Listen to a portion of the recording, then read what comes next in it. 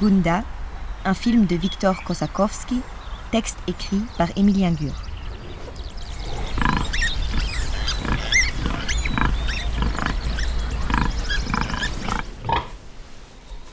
En revoyant Gunda, il y a quelques semaines à Zurich, je pensais à plusieurs reprises à la question qui donne son titre au très bel essai de John Berger, « Why Look at Animals ?» Dans ce texte, l'écrivain britannique évoque le régime d'aliénation qui caractérise la condition animale en Occident depuis l'essor du capitalisme. Il décrit dans un style dont la sobriété est celle d'un constat implacable la disparition progressive du lien entre humains et animaux, marginalisés au sein du corps social au fur et à mesure que la modernité gagnait du terrain. Aux yeux de John Berger, les zoos, qu'il compare volontiers à des institutions coercitives et exclusives telles que la prison ou l'asile, sont l'incarnation la plus éloquente de la marginalisation des animaux dans nos sociétés. À leur sujet, il écrit ces lignes. « The zoo cannot but disappoint. The public purpose of zoos is to offer visitors the opportunity of looking at animals. Yet, nowhere in a zoo can a stranger encounter the look of an animal. At the most, the animal's gaze flickers and passes on. They look sideways, they look blindly beyond, they scan mechanically. They have been immunized to encounter because nothing can anymore occupy a central place in their attention. Et encore, therein lies the ultimate consequence of their marginalization. That look between animal and man, which may have played a crucial role in the development of human society, and with which, in any case, all men had always lived with until less than a century ago, has been extinguished. Looking at each animal, the unaccompanied zoo visitor is alone. As for the crowds, they belong to a species which has at least been isolated. Gunda est une tentative de retrouver le regard perdu des animaux. Victor Kosakowski filme volailles, vaches et cochons dans l'espoir d'être regardés par eux en retour. Il cherche à nous libérer, eux animaux et nous humains, du paradigme du zoo. Autrement dit, à restaurer le lien qui permettait aux animaux de nous retourner le regard. La parole est moitié à celui qui parle, moitié à celui qui écoute, écrivait Montaigne. Il en va du même du regard. Celui-ci doit circuler, bien sûr dans le sens le plus éloigné de la formule. Circuler, il n'y a rien à voir. Kosakowski sait qu'il ne peut regarder seul. C'est une question neuve au regard de l'histoire de l'humanité, relativement ancienne en ce qui concerne celle du cinéma, que pose Victor Kosakowski. Comment filmer un regard ? Dans Sans soleil, Chris Marker proposait une réponse. C'est sur les marchés de Bissau et du Cap-Vert que j'ai retrouvé l'égalité du regard et cette suite de figures si proches du rituel de la séduction. Je la vois, elle m'a vue, elle sait que je la vois, elle m'offre son regard, mais juste à l'angle où il est encore possible de faire comme s'il ne s'adressait pas à moi. Et pour finir, le vrai regard, tout droit, qui a duré 1/25 de seconde, le temps d'une image. Pour le cinéaste essayiste, il s'agissait, à travers l'exercice du regard, de restaurer un rapport d'égalité dans un contexte de domination post-coloniale. En d'autres termes, de faire du regard non plus un lieu de pouvoir, regard d'un cinéaste blanc sur une femme noire, mais un terrain de rencontre, regarder avec. Kosakowski n'est pas étranger à ces questions. Son film ne vise rien d'autre qu'à inventer un regard qui suspendrait la domination des animaux par les humains, en bref, qui permettrait aux animaux de nous regarder à nouveau.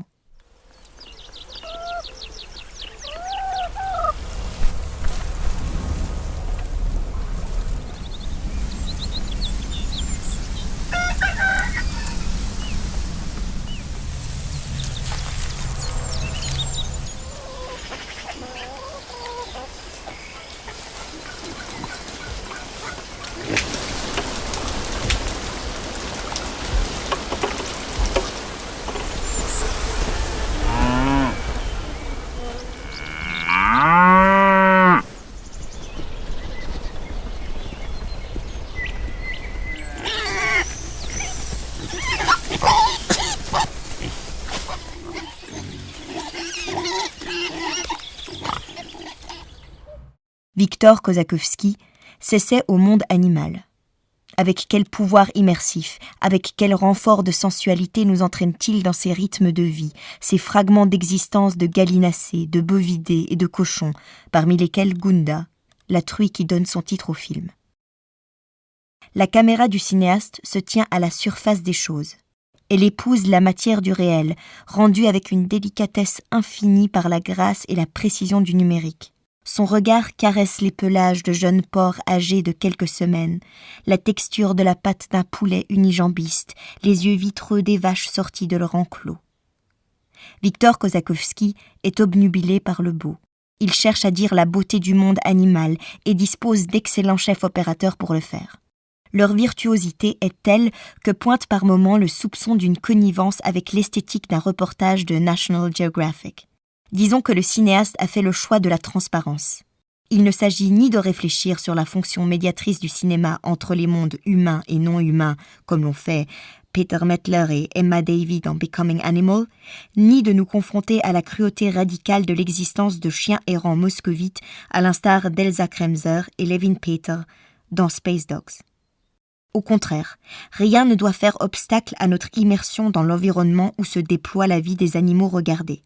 Nos yeux croient toucher le monde lui-même, oubliant presque l'écran et le montage à la virtuose souplesse qui s'interpose entre lui et nous. Kosakowski n'aurait pu choisir parti pris formel plus adapté à son projet. Si le dispositif cinématographique s'efface, nous permettant ainsi de nous oublier à nous-mêmes dans la contemplation du monde animal, c'est pour mieux nous renvoyer de plein fouet les quelques regards d'animaux que compte le film, saisis dans un stupéfiant effet d'immédiateté. Difficile de croire qu'ils ne nous sont pas adressés.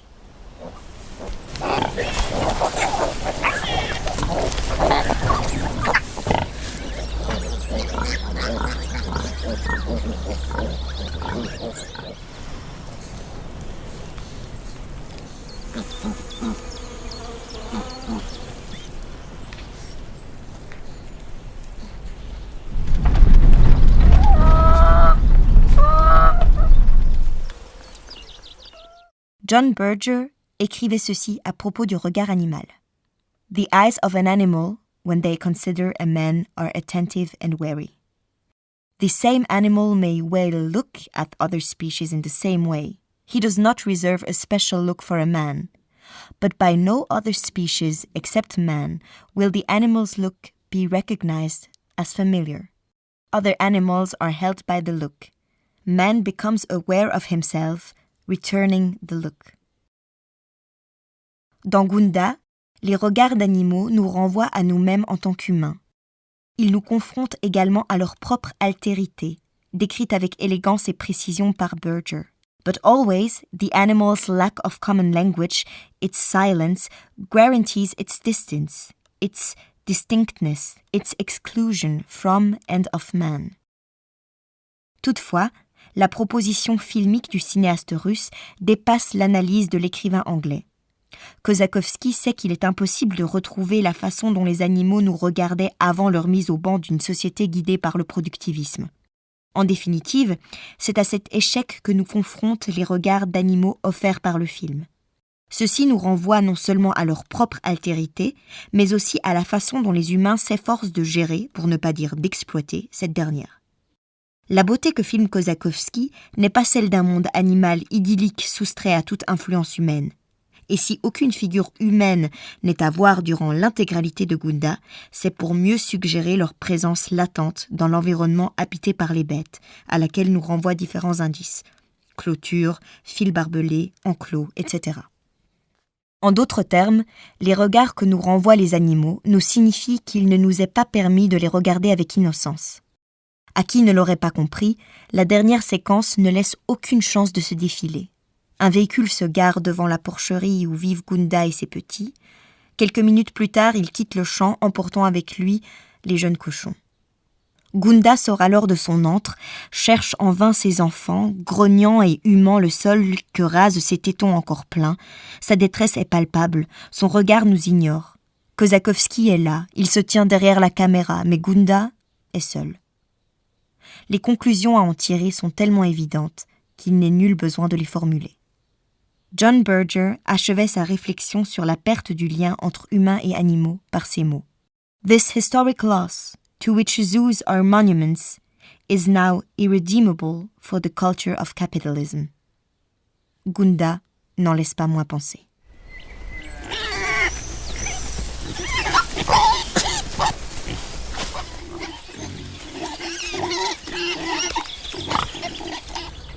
Gunda, un film de Viktor Kossakovsky, texte écrit par Emilien Gur.